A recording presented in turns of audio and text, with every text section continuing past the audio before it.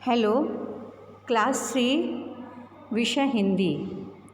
बच्चों, आज मैं आप लोगों को एक गद्यांश पढ़कर बता रही हूँ। आप इस गद्यांश को ध्यानपूर्वक पढ़ेंगे और नीचे हमने इस गद्यांश के आधार पर कुछ प्रश्नों को दिया है। मैं उसका उत्तर भी आपको समझा दूँगी।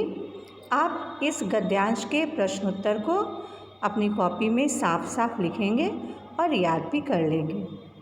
चूँकि बच्चों नवंबर का महीना आ चुका है और इसी महीने 14 नवंबर को दीपावली का त्यौहार भी है और उसी दिन हमारे पंडित जवाहरलाल नेहरू जी का जन्म दिवस भी है।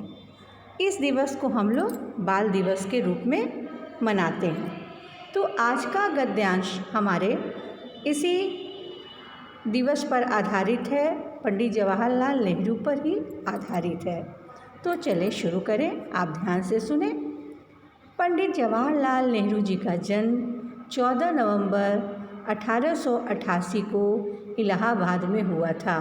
1888 को इलाहाबाद में हुआ था। इनके पिता का नाम पंडित मोतीलाल नेहरू और माता का नाम स्वरूप रानी था। प्रत्येक वर्ष नेहरू जी के जन्म दिवस को बाल दिवस के रूप में मनाया जाता है। नेहरू जी ने 13 वर्ष की उम्र तक अपने घर पर ही रहकर हिंदी, अंग्रेजी तथा संस्कृत भाषा का ज्ञान प्राप्त किया। बच्चों, इनके संबंध में तो और भी बातें बोली जा सकती है, लेकिन ये अनुच्छेद छोटा ही हमने बताया है आपको और इसके आधार पर अब प्रश्नों और उसके उत्तर को मैं आपको समझाऊंगी। पंडित जवाहरलाल नेहरू का जन्म कब और कहाँ हुआ था? पहला प्रश्न है, पंडित जवाहरलाल नेहरू जी का जन्म कब और कहाँ हुआ था? तो आप इस गद्यांश को ध्यानपूर्वक पढ़िए।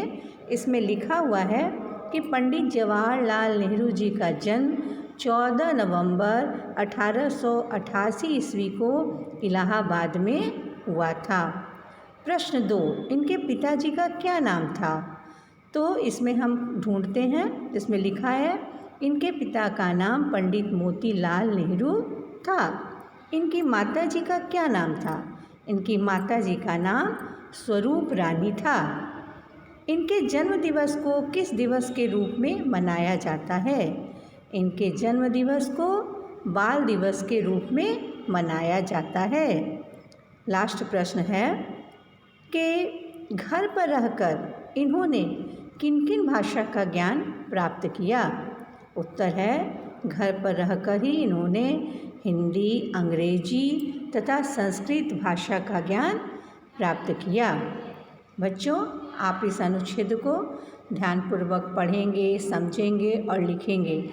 हमने गृह कार्य में भी आपको यही अनुच्छेद दिया है और ये सारे प्रश्नों को हमने आपको उत्तर के साथ समझाया है।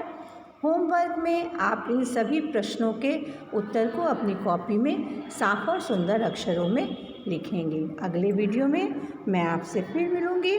तब तक के लिए धन्यवाद।